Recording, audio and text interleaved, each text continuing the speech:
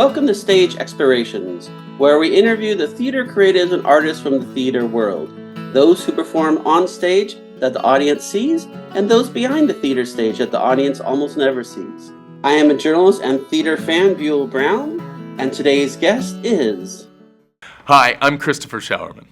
If you want to learn more about MGM in concert, you're going to love this next conversation. When did you first fall in love with theater, and then why did you have to be part of the theater world? My first taste of theater, I was 5 years old, and I was cast by my kindergarten teacher as the biggest billy goat in the Three Billy Goats Gruff.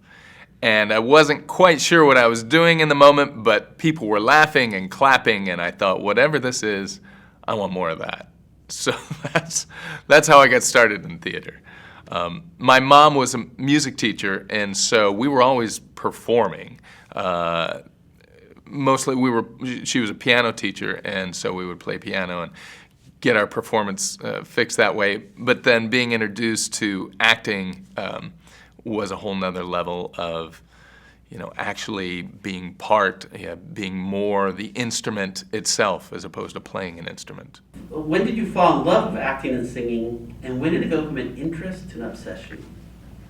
I was always in love with performing, and I've always had a degree of stage fright, right? A degree of anxiety about being in front of a crowd. And if ever I'm doing a performance and I don't have that, that's when I really get nervous, because that's the energy that shows, oh, you care. This is going to be a good show if you have those butterflies before the show.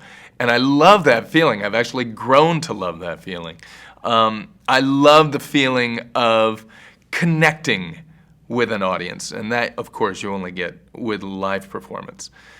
And the audience knows it too. It's magical. It doesn't always happen, but it's magic when you're all on the same page and you say something and they respond exactly how you thought they might, or they respond completely differently, and it catches you off guard. It's this constant conversation between you on stage and the audience's reaction to it. And that is magical. That is what makes me passionate about live performance.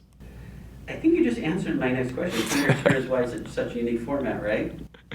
Theater is such a unique format because it is a conversation. We're always putting things out there, and the audience is half of that equation. And the great thing about the way the theater is set up is that the lights are shining on us on stage. So we are the ones that have to deal with the issue of being very aware, very conscious of being seen. You in the audience, or me in the audience, when I'm in the audience, I get to be in the shadows and I get to relax. And I get to truly just be me and relax. So you don't realize that you're part of that conversation, perhaps, when you're in the audience. And it allows you to respond the way that you would if you were in your living room. Hopefully not getting up and going to the bathroom and getting a snack out of the fridge halfway through the second number, but it makes you comfortable enough to have that conversation honestly with the performers on stage. And why are musicals even more unique to the audience experience? Musicals are a unique form of entertainment because the music itself, it accesses something in us kind of like the sense of smell. It's something deeper. So music can carry that emotion or can carry that energy that sometimes a straight play doesn't have. Also, too, I feel like music is an anchor for us. So you'll notice a lot of times as folks age and if people have memory loss, sometimes they can't remember stories or even how to say certain things, but if you put it in musical form, magically it accesses another part of the brain that is a little more primal, a little more seated in our being. So I feel like we're able to create those anchors and access those anchors through music. Tell us when you heard about MGM in concert, and why did you want to be part of this production of P3 Theater Company? I first heard about MGM in concert through my friend and accompanist at the time, David Scott Cohen. David was saying that he and his wife, Christy, work with Christy's dad, who wrote this show. And Christy's dad is such a unique, amazing human being. He's so creative, and he's written a ton of shows. This happens to be one of them. And David said that Tony, Christy's dad, was getting ready to retire, sadly, from doing the show that he's written and they've done for decades, literally decades, and asked if I wanted to be a part of it. Now, to be honest, I was scared. I was nervous about it because there's only one Tony, and the way that he presents the material is so intrinsic to the show's success. So I said yes because I love David and I love working with David and I love Christy, and I was looking forward to this new experience, this new theater experience. And I got a copy of the show. I think the tape was from 1997, so it was a few decades old. And went over every single frame over and over and over again to try to soak in Tony's magic, because he's such an exemplary example of connecting with an audience. And clearly he loves the material so much, and you can't help but fall in love with the material and fall in love with Tony when you watch him do it. So getting to use that material and that reference to see how he did it made me more and more and more excited about getting to do this. And then, finally, I'd been working with just the sheet music and the video for a month or so before I got to work with Christy and John and David to put this all together. And getting to do it with those guys, they embody the same thing. They have a passion and a love for each and every song, and they know the history of it all. They know a lot more than I do about where it came from and the musical and the people that were involved in it. And that lit a fire in me as well. Their excitement lights up my excitement. And hopefully our excitement on stage lights up the audience the same way that it did me. MGM in Concert is a fast-moving musical review of the shows from MGM from the late 30s to the mid-50s. And we rock it through over 70 different songs in a very short amount of time, because we're taking excerpts from each one, and it's like a smorgasbord of delight from an era that we all think back fondly to. And it makes you feel good to be a part of it. It definitely makes us feel good to share it with you. So we're excited for you to come and see it. Tell me why the Metro-Goldwyn-Mayer musical productions are still popular and why they're relevant today. The MGM in Concert show is still relevant today, even though we're referencing a bygone era, because there's something primal about the music that we do, like the falling in love of Singing in the Rain. We can all relate to that. Or the wonder of A Wizard of Oz. There are so many core feelings that they access with that music, and the music is so well done. And remember, we're referring to a time that no longer exists, where it was called the studio system at the time. So an actor would kind of get hired not just for a project like we are today, but for a contract period. And during that contract period, you could do tens, dozens of projects. And in between, if you weren't working on a project, the studio was constantly schooling you. So it was a never-ending college of dance and comedy and singing. So you were constantly honing this craft and getting better. Now, there's lots of talented performers, new performers that are coming out today, but none of them have that background that the studios were built to create, this really unique and precise form of entertainment. So that's relevant today because we don't get that anywhere else. And why do you think MGM is such a fan favorite? From people who just want to come see it, but people who first find it new and they love it. So why is MGM a fan favorite? MGM is a fan favorite because I feel like everybody finds what they need to find in the music. There are so many memories that are embedded in these songs. And when we perform them, the stage is pretty sparse. It's an empty stage. We have a few props. There's a piano and the three of us singing. So you as the audience, your imagination can go anywhere that it wants to go. We're not dialing you into one thought or one image. And so, as you know, we're all so different. And that's one of the successes of a radio play, is that everybody can have the experience that their psyche and their brain wants to take them on, based on what's there in the radio play. And the same thing with this music. This music triggers whatever it's going to trigger in you, and everybody finds something different. And that, I think, is why people keep coming back and what makes MGM such a fan favorite. What do you look for when you're performing live MGM concert? When I'm doing a live performance of MGM or any other project for that matter, looking for opportunities to create that connection with an audience. And that's the real difference between performing live on stage and performing for a camera.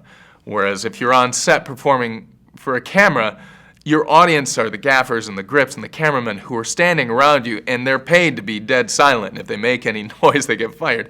So you don't get that back and forth, that magic that you do when you're on stage. So when I'm on stage, I look for that communal experience with my friends on stage as well as with the audience outside. And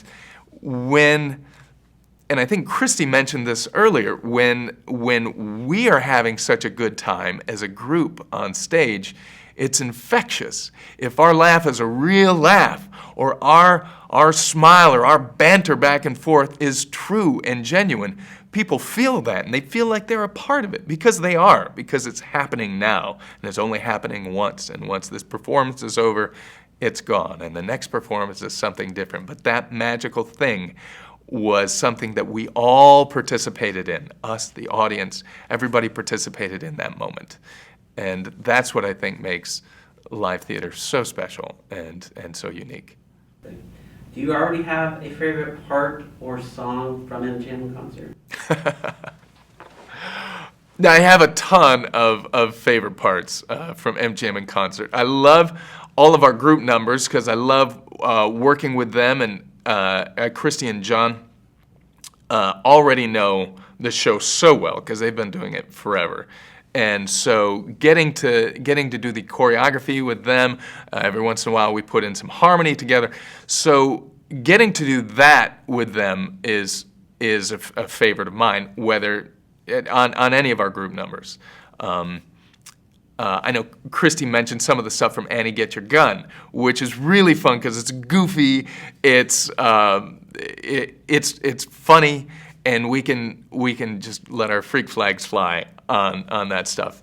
There's a song called Too Darn Hot that I loved Tony's take on it because he would go out into the audience and truly connect with people and maybe make people feel slightly uncomfortable, but they knew at that point there's no denying that they're part of the show. And so I love getting that opportunity to carry on that torch that Tony started with that tradition as well. Why must, or you can say should, why must the theater community, MGM fans, and music lovers go see MGM in concert? You owe it to yourself to come see MGM in concert if you haven't seen it before. There's nothing else available right now that's anything quite like it. It's a concert version of your favorite pieces from favorite memories that MGM has crafted over these decades of a bygone era. And you're not going to find anything that quite matches the magic that you and us together will create when you come to be a part of the audience and of the show of MGM in concert. This is my first experience working with P3 Theatricals and working with John Peterson. John is so giving. He's, as a performer working with him, I always felt safe, I always felt encouraged, and I always felt like I could take risks with them because I knew that if I fell on my face, it was like, it's okay, we tried it, didn't work, let's move on to something else. P3 Theatricals and John in particular, because he is the company, they go above and beyond to create the most authentic experience they can, both with our shows and with the other shows that John produces. I know that he just kills himself 24 hours a day to make these things happen. He's constantly working with productions. When he's not working about them, he's thinking about them, he's raising money for them, and he's making something that's very special and hasn't existed before, will never exist again. So it's this one special time when, if you get the opportunity, you need to check out some of the stuff that's coming out of P3 Theatricals. Hi, I'm Christopher Showerman. I am excited to share with you MGM in concert, and you're going to be excited to be a part of it. You'll go back in time to some of these classic moments in MGM history, those special movies that happened between the late 30s and the mid 50s that give you a certain feeling of security, of safety, of wonder, and of excitement. So come and check out our show. We can't wait to see you there. See you in the theater.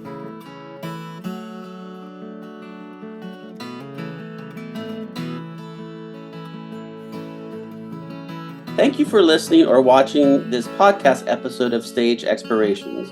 To learn more about the theater creative and more theater creatives and artists on Stage Explorations, go to www.stageexplorations.com. Once again, that is www.stageexplorations.com. There is no space between stage and explorations.